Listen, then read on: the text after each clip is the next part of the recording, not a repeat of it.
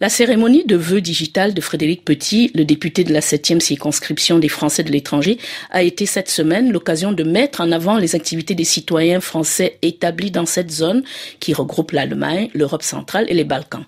Frédéric Petit a voulu cette célébration particulière pour marquer la fin d'une année tout aussi spéciale. Je me suis dit qu'il fallait se tourner vers l'avenir.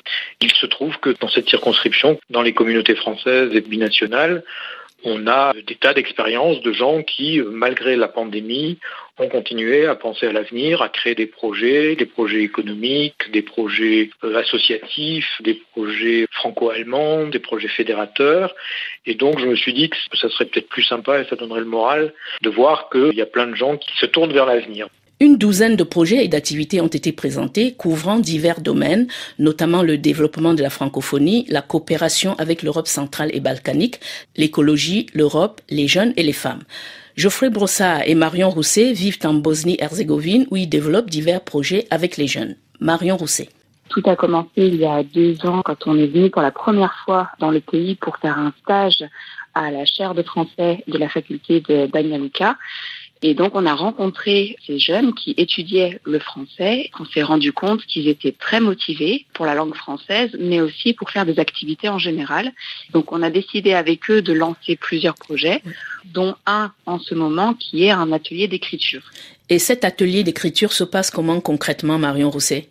Pour l'atelier d'écriture, plusieurs étudiants viennent de 2 villes en Bosnie-Herzégovine, donc Banja Luka et Sarajevo, mais viennent aussi d'autres pays, de Serbie, de Monténégro et de Croatie. Donc au total, on a une trentaine de jeunes participants qui avaient envie d'écrire en français et aussi de traduire des textes dans leur propre langue. Et du coup, on a créé des échanges virtuels sur des plateformes pour qu'ils puissent écrire une histoire en français et ensuite la traduire dans leur langue maternelle. Et donc l'idée, c'est ensuite de regrouper toutes ces histoires dans les 2 langues et de publier un livre et ensuite de faire des podcasts audio dans les 2 langues pour que les gens puissent écouter ce qu'ils pourront aussi lire.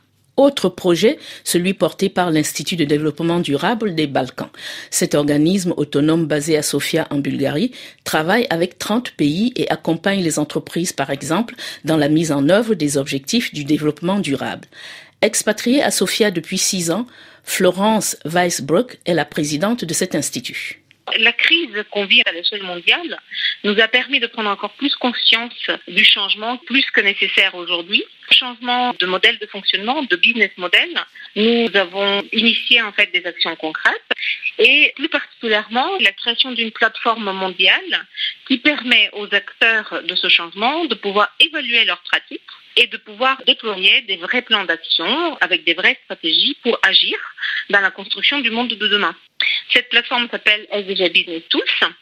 C'est une plateforme gratuite à destination de tous ceux qui souhaitent agir dans le développement durable.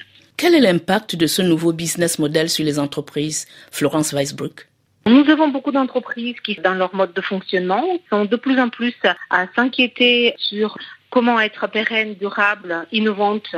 Et nous les accompagnons, ces entreprises. Nous avons des entreprises qui souhaitent former leurs collaborateurs, comprendre, s'interroger, savoir comment faire pour ne pas utiliser des gobelets pour le café, comment faire pour que la production ne salit pas la planète, comment faire pour accompagner les territoires. Et tout ceci, pour nous, c'est le développement durable. On les accompagne pour qu'elles puissent protéger en fait l'environnement tout en faisant du business. Pour nous, le développement durable est un mode de consommation, de vivre de manière à laisser à nos enfants de l'air pur. La pollution est présente au quotidien et nous sommes persuadés que c'est la conséquence d'un mode de consommation qui n'est pas durable. Pour Frédéric Petit, toutes ces initiatives mettent en lumière la résilience des Français de l'étranger.